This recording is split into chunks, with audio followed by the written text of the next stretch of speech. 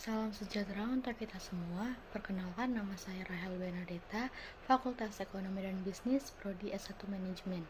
Di sini saya akan memenuhi tugas besar 2 mata kuliah Sistem Informasi Manajemen, yaitu mengenai etika dan isu sosial dalam sistem informasi manajemen.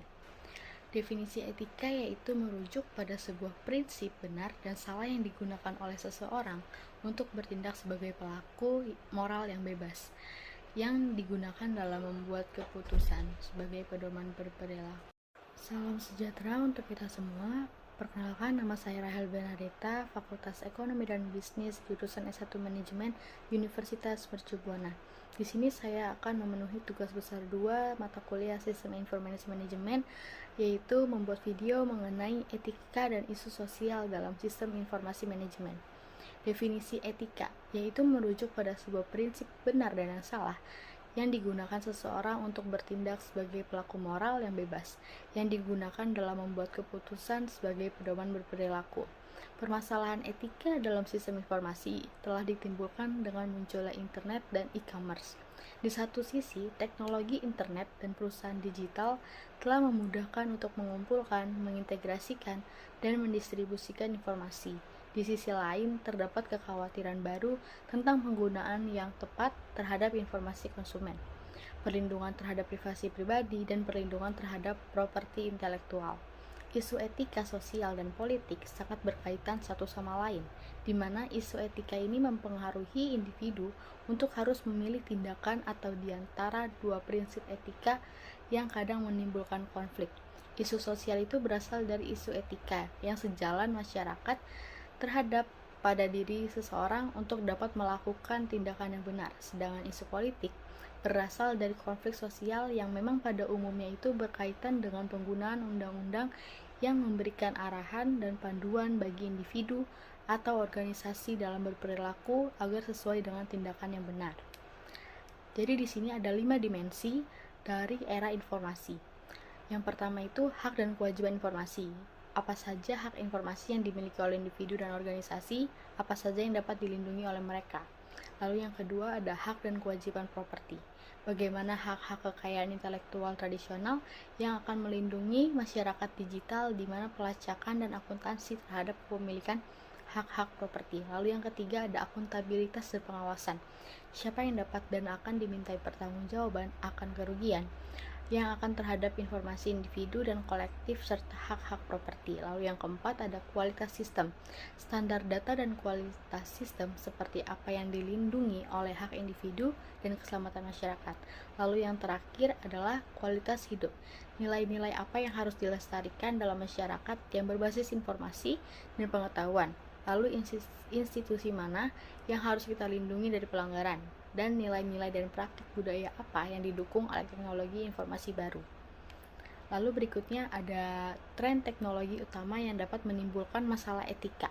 Kemajuan teknologi dalam melakukan analisis data untuk menghasilkan kumpulan data yang sangat besar merupakan tren teknologi yang dapat meningkatkan permasalahan etika, karena perusahaan dan lembaga pemerintah itu dapat menemukan informasi pribadi yang sangat terperinci tentang masing-masing individu dengan menggunakan alat manajemen data yang kontemporer tentang masing-masing individu.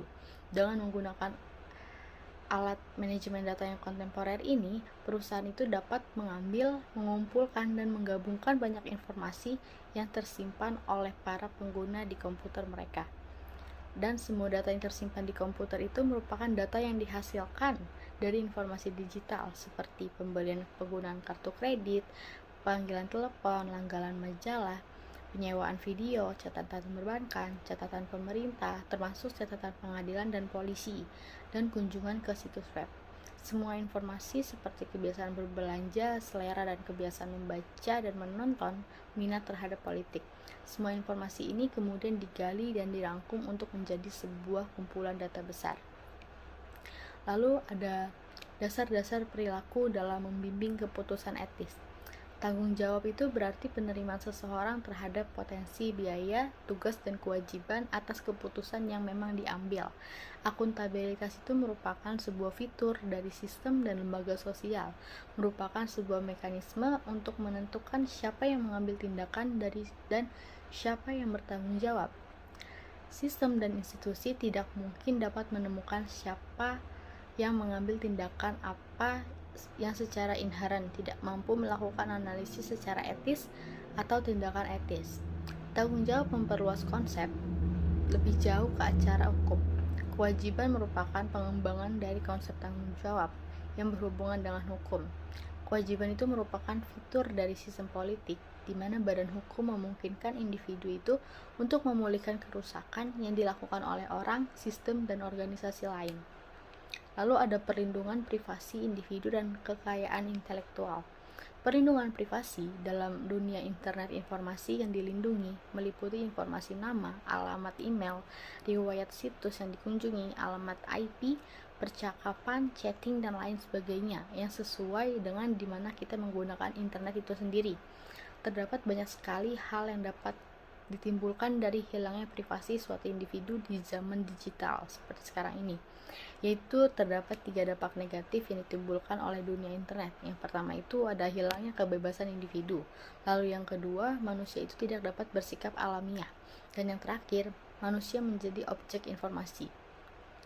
Berikut ada undang-undang yang berkaitan dengan privasi dan kebebasan informasi di Indonesia. Menurut hukum Indonesia, pasal 14 Undang-Undang Nomor 39 Tahun 1999 tentang HAM menyatakan bahwa setiap orang itu berhak untuk berkomunikasi dan memperoleh informasi yang mereka butuhkan untuk mengembangkan diri sebagai individu dan untuk mengembangkan lingkungan sosialnya. Dan yang kedua ada setiap orang berhak untuk mencari, memperoleh, memiliki, menyimpan, mengolah, memiliki dengan menggunakan semua fasilitas. Lalu yang terakhir ada hak asasi manusia di internet.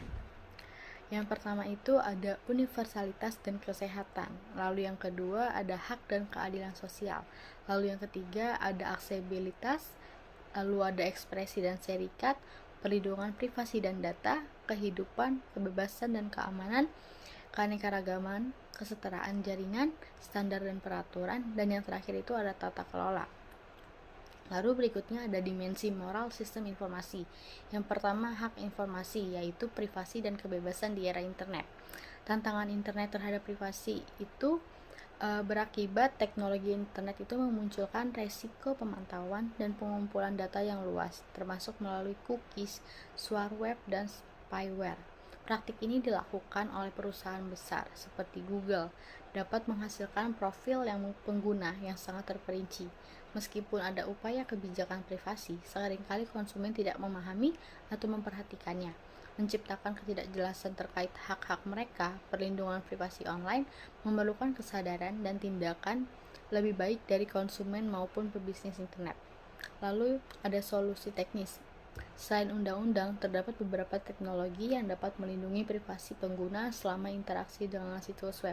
Teknologi-teknologi ini digunakan untuk menginskripsi email, untuk membuat email atau kegiatan melakukan surfing tanpa adanya anonim, untuk mencegah komputer klien dari penerimaan cookies, atau untuk mendeteksi dan menghilangkan spyware. Sebagian besar solusi teknis tersebut gagal melindungi para pengguna agar tidak dapat dilacak pada saat mereka berpindah dari satu situs ke situs lainnya. Lalu yang kedua ada hak kekayaan, yaitu kekayaan intelektual. Yang pertama ini ada rahasia dagang. Produk karya intelektual, apapun rumus, perangkat, pola, atau kompilasi data yang digunakan untuk sebuah tujuan bisnis, itu dapat diklasifikasikan sebagai rahasia dagang atau trade secret, asalkan hal itu tidak didasarkan pada informasi di domain publik. Perlindungan untuk rahasia dagang bervariasi di setiap negara. Pada umumnya, Undang-Undang Rahasia Dagang mengizinkan monopoli untuk ide-ide dari sebuah produk karya, meskipun monopoli tersebut bisa jadi sangat lemah. Lalu yang kedua ini ada hak cipta. Hak cipta itu adalah pengakuan oleh undang-undang yang melindungi pencipta kekayaan intelektual dari penggandaan hasil karyanya oleh pihak lain untuk tujuan apapun. Selama usia hidup pencipta ditambah 70 tahun setelah pencipta meninggal, sedangkan untuk perusahaan, perlindungan hak cipta akan berakhir 95 tahun setelah penciptaan pertamanya. Dan yang terakhir ada hak paten. Hak paten itu hak memberikan hak monopoli eksklusif kepada pemilik gagasan yang melatar belakangi suatu penemuan. Konsep-konsep dasar dalam undang-undang hak paten adalah orisinalitas. Dan materi yang terakhir itu mengenai hubungan isu etika, sosial, dan politik dalam implementasi sistem informasi dan pemakaian internet pada lingkungan kerja. Konsep dasar yang diuraikan tersebut merupakan membentuk tiang fondasi untuk suatu analisa etika atas sistem informasi. Pertama, bahwa teknologi informasi itu disaring melalui institusi sosial, organisasi, dan individu. Apapun dampak yang ada dari sistem informasi merupakan hasil dari tindakan-tindakan dan perilaku yang berkembang dari setiap individu, organisasi, maupun institusi. Yang kedua itu tanggung jawab untuk konsekuensi teknologi jelas terletak pada setiap individu, organisasi, atau institusi yang memilih teknologi untuk digunakan. Penggunaan teknologi informasi dengan cara yang bertanggung jawab secara sosial mengandung arti bahwa setiap individu itu bertanggung jawab untuk memenuhi akuntabilitas untuk konsekuensi tindakan-tindakan yang diambil.